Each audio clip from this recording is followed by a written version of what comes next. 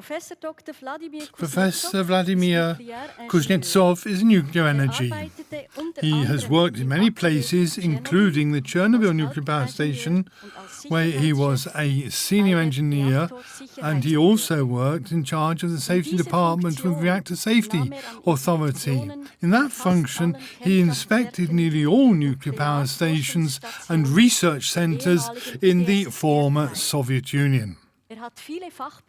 He's published a large number of specialist books, and you can inspect them outside in the foyer afterwards and buy your copy as well.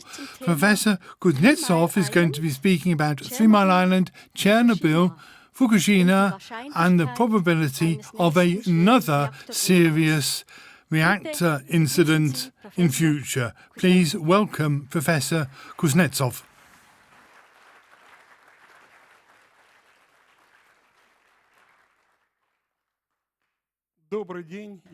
Good afternoon. I'm happy to welcome such a big audience.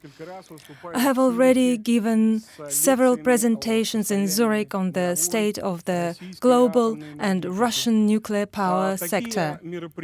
Such events as this one are made possible due to the 25 years of very fruitful cooperation with the Swiss Green Cross under the leadership of Natalia Gysi and its curator of the program Cold War Legacy, Stephen Robinson. I would like to thank them warmly for giving me this opportunity to talk before such an audience. During my career, I mostly worked in the nuclear power industry operations. And like Professor Michael Prasser, I got a degree from the same university in Moscow, the School of Nuclear Energy and Nuclear Power Plants. However, after getting his degree, he went into science and research, and I went into operations.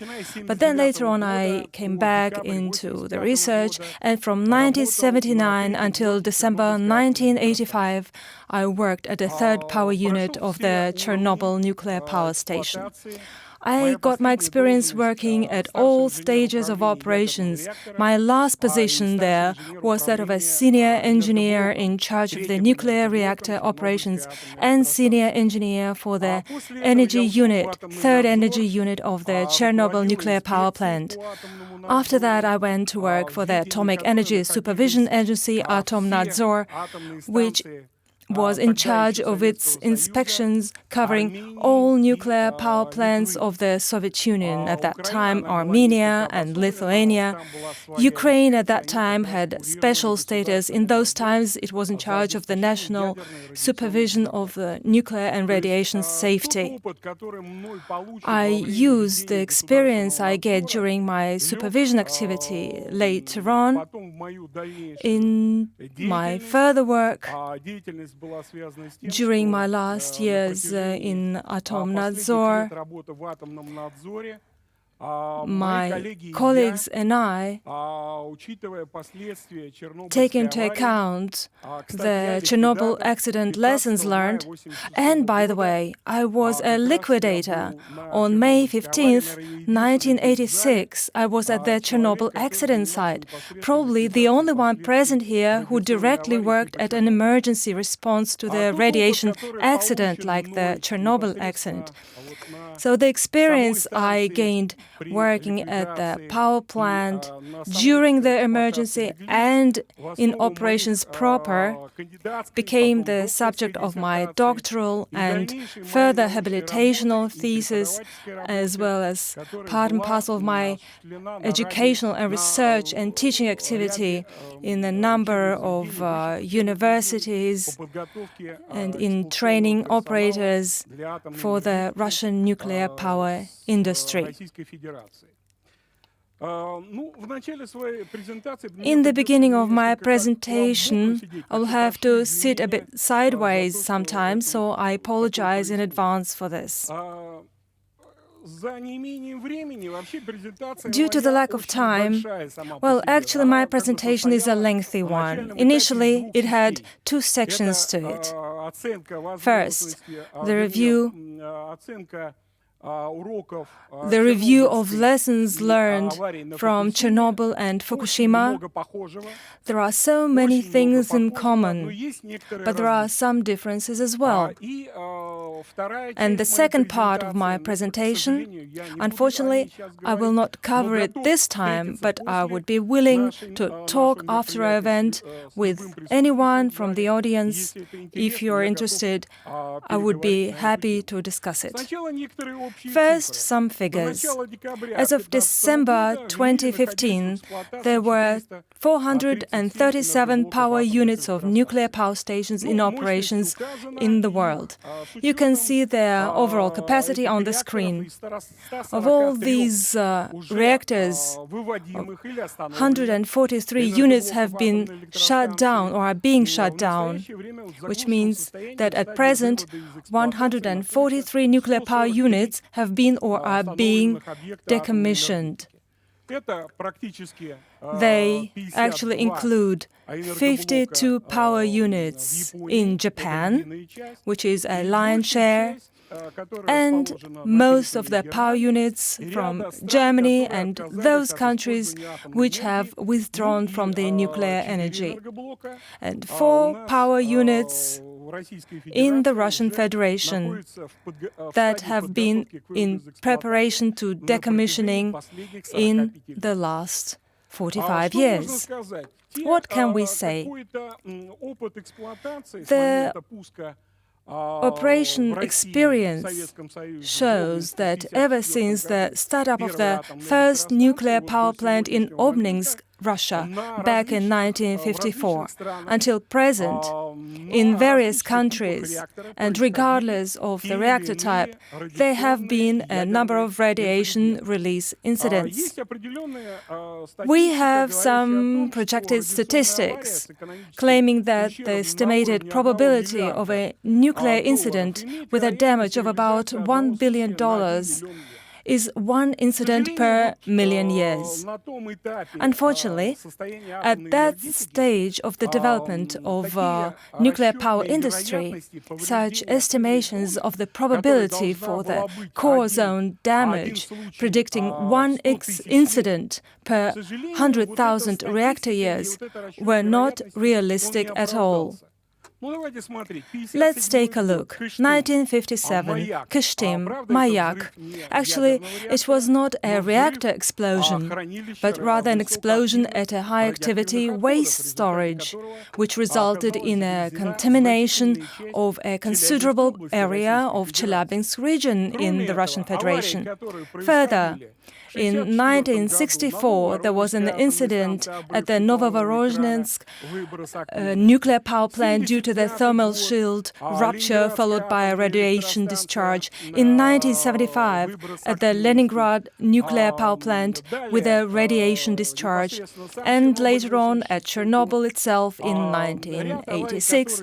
And there have been a number of accidents outside Russia, at the 3 Mile Island, and up to 2011 accident in Fukushima. Next slide. I will not read all the figures in it, but I can tell you one thing. All countries have experienced at least 1 nuclear incident or a major radiation accident which happened in Canada, the United States, the UK, France, twice actually. Then there were accidents at our nuclear submarine plant in Nizhny Novgorod, at the plant Krasnoye Sormovo. Then again in the United States, twice in Japan with loss of life and personal overexposure, and etc. And even in Switzerland. You know that in Switzerland a research reactor had a trip due to the core damage, and At present, this reactor has been sealed off in a cave and so on. Why am I saying all this? I'm not trying to scare you, nor am I making this presentation sound overly gloomy. I'm only saying that the nuclear power industry is quite a dangerous thing, and all the projections at the initial stage of research, which claim one core damage with a meltdown per 100,000 years, this probability, which have been the assumption for the nuclear safety standards, are, unfortunately, a far cry from the reality, and it would be quite wrong to rely on those assumptions nowadays. Which events have made us doubt the concept of deep nuclear safety defense as the way to overcome the operational risks? What are the principal causes for the nuclear accidents and catastrophes? There are two of them, two major ones. First, politics. Second, attempts to save money to the detriment of nuclear safety. Unfortunately, safety measures are financed, and you can take my word for it. They are financed from what is left over from other activities. Everything that concerns safety has been financed from the leftover funds. Let's take a couple of examples. You can see them in the slide. It is the neglect of the nuclear and radiation safety measures. There is such a thing. Then, wrong actions and errors by the personnel, deficiencies in the design and of the existing nuclear technologies and in the designs of nuclear power reactors, then inadequacies of scientific methods, inadequacies or absence of a system of operational management of radiation risks, the unwillingness of the operating company to undertake any major measures to upgrade or modernize safety systems of the nuclear power units. One does not have to search far. Let's take Fukushima. By the time of the accident, the power unit had been in operation for 40 years. They should have undertaken some major modernization measures. A couple of years ago, I published a book. Some of those present here have it. It has come out in the English language, and it has a big chapter on Japan. It describes in particular the actions undertaken by TEPCO, the operating company of the Fukushima power unit. Forgeries, fraudulent data, misinforming the supervising teams during inspection visits. This is what TEPCO did. It was namely its activity, along with such conduct, that caused such catastrophes. How can it possibly happen? The power unit of the nuclear power plant had been in the operation for 40 years, and there was no hydrogen recombination system in the power unit. It should have eliminated the hydrogen. Professor Prof has talked about it and was absolutely right. Hydrogen, which was the product of the zirconium steam reaction. The zirconium steam reaction occurs under certain conditions at 1500 degrees Celsius. Whose harebrained idea was it, during the emergency procedures, to flood the reactor with the seawater? The zirconium steam reaction shifts into the lower temperature mode at around 300 degrees, which is 5 times lower, at which the amount of hydrogen produced increases manifold. There was no fresh sweet water, indeed, while the power station had not been prepared for such procedures. Let us take the sprinkler system, which is nothing more than a simple shower that we all take.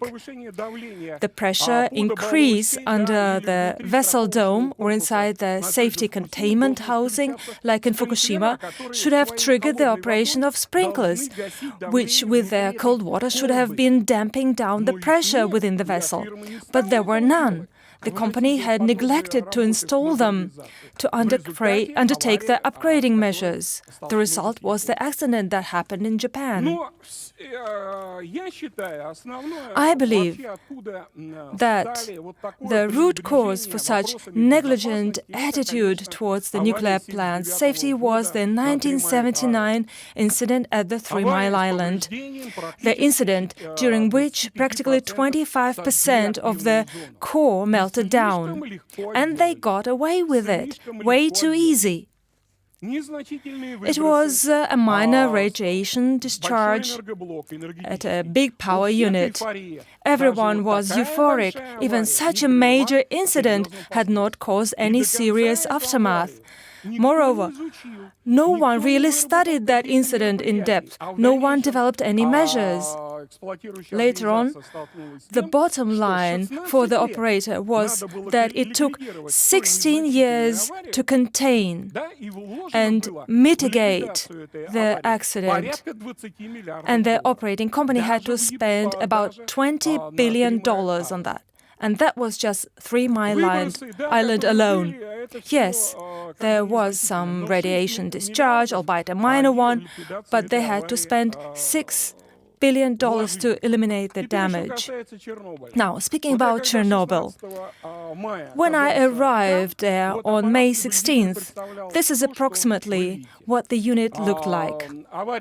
The accident happened on the 26th of April. The smoke was still rising, the air was crispy, one couldn't practically talk much because one couldn't take off the face mask due to the iodine in the air, and there was plenty of it. I still sort of croak, have trouble talking because we guzzled up so much iodine at that time. We practically choked on it. There was such a heat, no water. We were constantly thirsty, constantly agitated. That is what our American colleague talked about, due to the psychological overload. This is the map of contaminated area that we still have with the 30-kilometer no man's land. It's still there. Nobody lives there. What should we keep in mind about the current situation? We should bear in mind that 11 more RBMK units are still in operation in Russia. This is what I call criminal negligence, and you can take it to the bank. I claim it as a former operator and the head of the Nuclear Safety Supervision. Moreover, when the power units are 45 years old, when they practically lack any accident localization system, when the nuclear reactor is practically under the open sky, one should put a stop to any further similar operation, like it was done in Ukraine in year 2000 when they shut down the Chernobyl power plant, and in December 2004 in Ignalina, in Lithuania with its 2 power units shut down. Those were absolutely correct decisions. Now, very briefly, major lessons learned from Chernobyl. I will not read the whole list. I will only focus on the last point. Why was RBMK taken on board in Russia at all? Because 95% of it was military technology. Those were well-proven systems. Plutonium production reactors from special isotopes are basically the same systems, the same thing, already well known, the cheapest one. 1 kilowatt of installed capacity cost at that time 180 rubles. In dollar equivalent, at 64 kopecks per dollar, at that time, a little over $200 per 1 kilowatt of installed capacity. The light water moderated reactors used all over the world at present, including in Switzerland and other countries as the main reactor type, are much more expensive. RBMK was utilized only because the president of the Soviet Academy of Sciences, Alexandrov, personally promoted this technology. Why am I saying this? Because it was the politicians who played a vicious joke on Russia. They pushed through the most dangerous nuclear technology for the overall utilization of this type of nuclear reactors. Now, speaking about Fukushima, Professor Prosser has already covered the subject in depth, but the only thing he failed to mention was the portent to all that had happened in Japan was the earthquake, not the tsunami. It was the earthquake first that started it all, and the wave came only after it and flooded everything. It was the earthquake that caused the outage of the turbine feed water pump or its drive, because speaking about the generator stator cooling, it's hydrogen cooling. The earthquake first caused the choking of the hydrogen pipeline, which then caused the fire. Then the turbine plant tripped and stopped feeding steam to the turbine feed water pump drive. This is a mini turbine, like from this table to those flowers. This is a little tiny turbine which rotates the feed water pump, which in turn feeds the water into the reactor. Then there was the fire, the turbine tripped, the water was no longer fed into the unit, and so on and so forth. And the precursor, the event preceding all this, was the earthquake. The power plant could not endure the tsunami only. It is tough to withstand the incoming wave. It had not endured the earthquake. That had been the root cause. What are the lessons learned? First, the American technology. The Americans, well, I'm sorry to say that, the Americans just transferred this technology to the Japanese, if I may say so. The Japanese engineers failed to adapt the American technology. A good technology, by the way, working very nicely in America, in the continental US, where there are no tsunami or some such cataclysms. But in Japan, there are such natural disasters. They did have a jetty in Japan protecting the power station from the tsunami, but it's only 3 meters high, and the incoming wave was 18 meters high, and according to some data, even 32 meters. Naturally, it caused the flooding and caused disaster within the power station itself. Someone overly smart had come with the idea to install the unit with the diesel generators at a site below the sea level, that is, lower than the water horizon.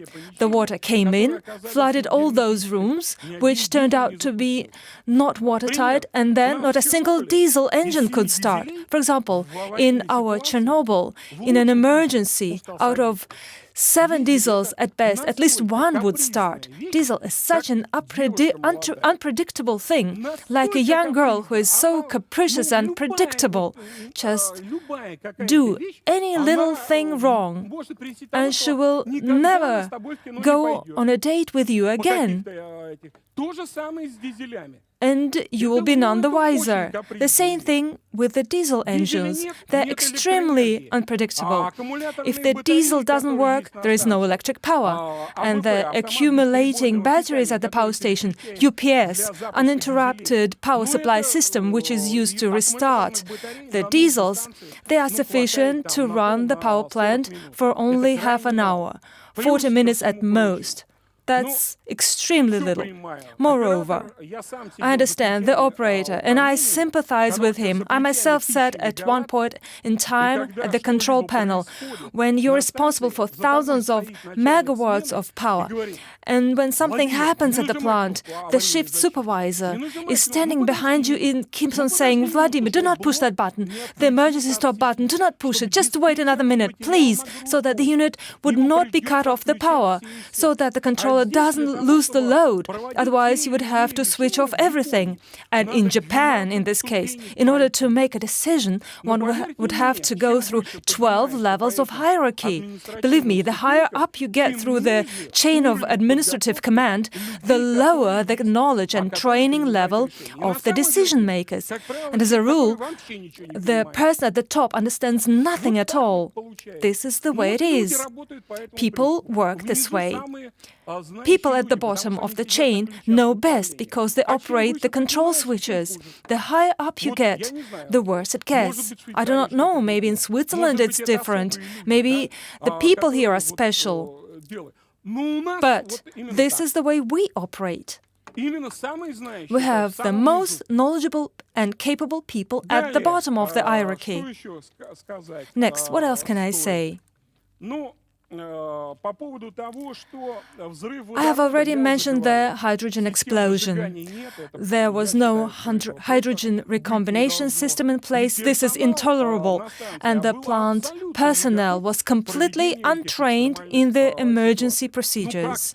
How could it possibly happen that there were no dosimeters at the power plant which could measure up to 2,000 to 3,000 Röntgen? By the way, we had similar situation in Chernobyl. However, in Chernobyl we had 6,000 Röntgen. Whereas one dies of overexposure at 1,000, just for your information. And they didn't have even the dosimeters. And one was not allowed to run around at the power plant. And because if you start running, the security at the power plant have the right to take you down. Any panic instigation is forbidden. Everything has to be done at a dignified and calculated pace. Now, speaking about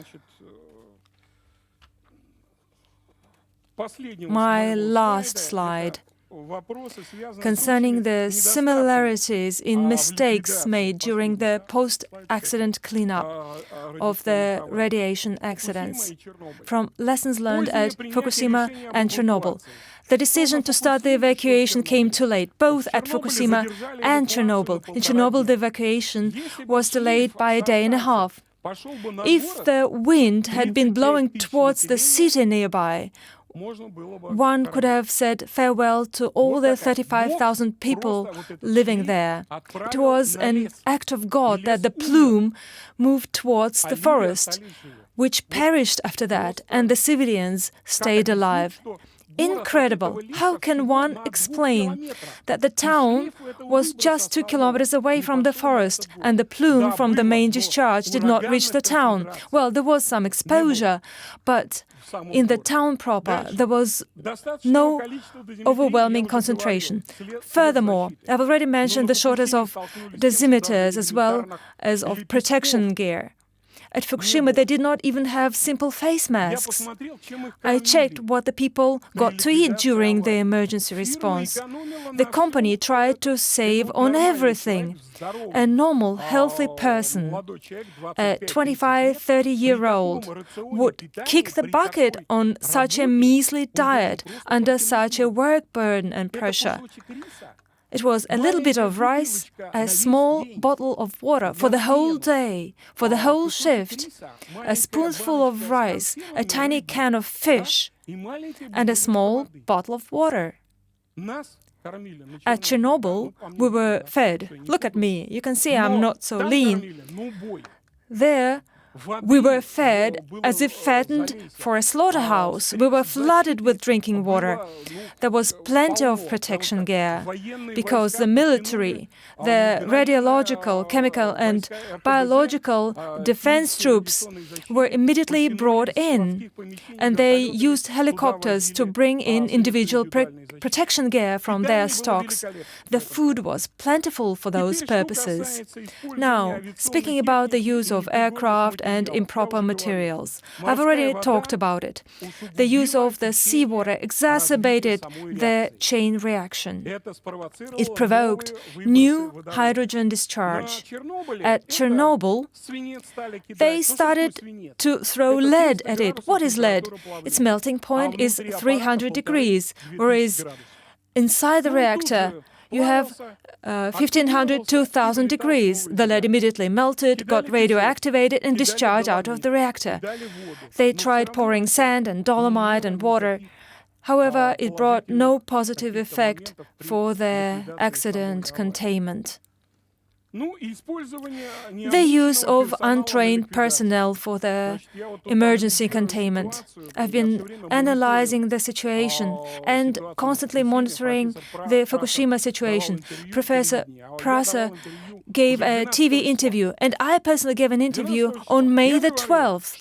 I said in it that the chain reaction within the reactor at Chernobyl would go on, and indeed on May 22nd, at a distance of 1.5 kilometers from the power plant, they registered some neutron radiation. This is what went on, even after the molten core material, and of course the deficiencies of the RBMK design. Those are channel-type reactors, a lot of uranium fuel, which is in practice means 900 tons of uranium, 900 tons plus 700 tons of graphite, all this burning. The graphite was burning as well, which caused fire at the top. The firefighters mentioned by my American colleague, those 32 firefighters, they were all heroes, not even aware of the direness of the situation, how dangerous their situation was, but they saved the world. With their bare hands, they threw graphite blocks down from the roof. They were exposed to hundreds of thousands of Röntgen from that graphite. I saw them later on at the clinic number 6. Their faces were the color of the chairs you are sitting on. They were black, they were burnt, completely covered by radiation lesions that would not heal, and the people were slowly passing away. This is the consequence of our negligence, slack attitude when we deal with unprofessional attitude in the nuclear power industry. I would like to finish my presentation on this note. Thank you for your attention.